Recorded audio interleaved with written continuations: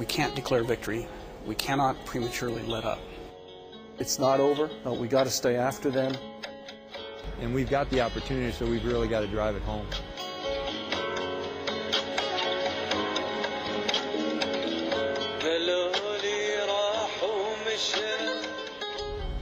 The United States military has been in Iraq since the spring of 2003. It has been a time of incredible challenge, loss, and progress. Progress which has been seen especially in these last 6 months. I'm Air Force Master Sergeant Aaron Roberts, traveling in Iraq with Gail McCabe from Soldiers Radio and Television. What we are seeing in these early days of 2008 are statements of hope and cautious optimism. It will not be easy, but we believe that we can indeed continue to build on what we've accomplished so far.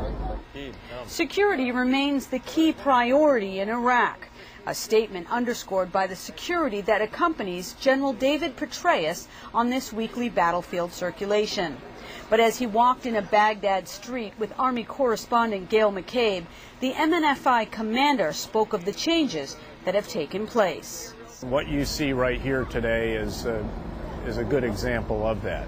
An area that you remember, that I remember from almost a year ago. A very, very dangerous place, an area where we certainly would not have walked like this. Safe to say all of this is based on the success of the surge. Success comes in many, many forms. I think that what has happened is there have been parts of the surge that worked maybe better than we expected or just emerged, and we took advantage of opportunity.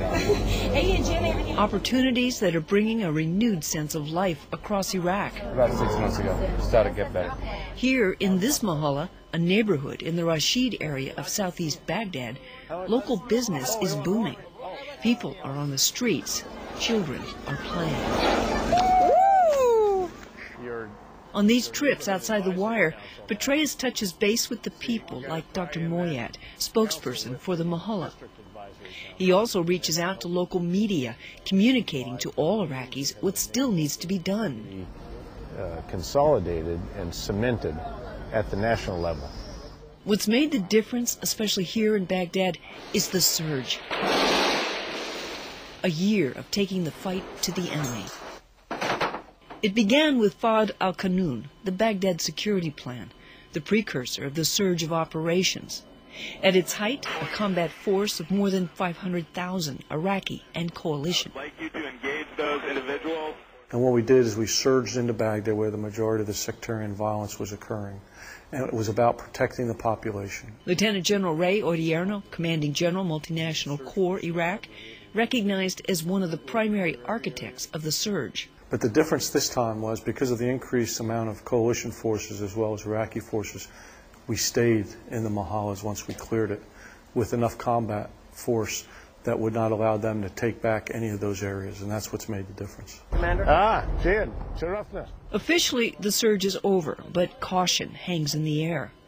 According to General Petraeus, the current decrease in violence is a positive sign, but AQI, or Al-Qaeda of Iraq, is still around. Well, Al-Qaeda remains public enemy number one in Iraq, still out there trying to kill us, to kill Iraqi security forces, and to kill anyone else who does not subscribe to their very extremist ideology, their willingness to carry out acts of indiscriminate violence, and their demonstrated willingness to carry out acts of unbelievable oppression.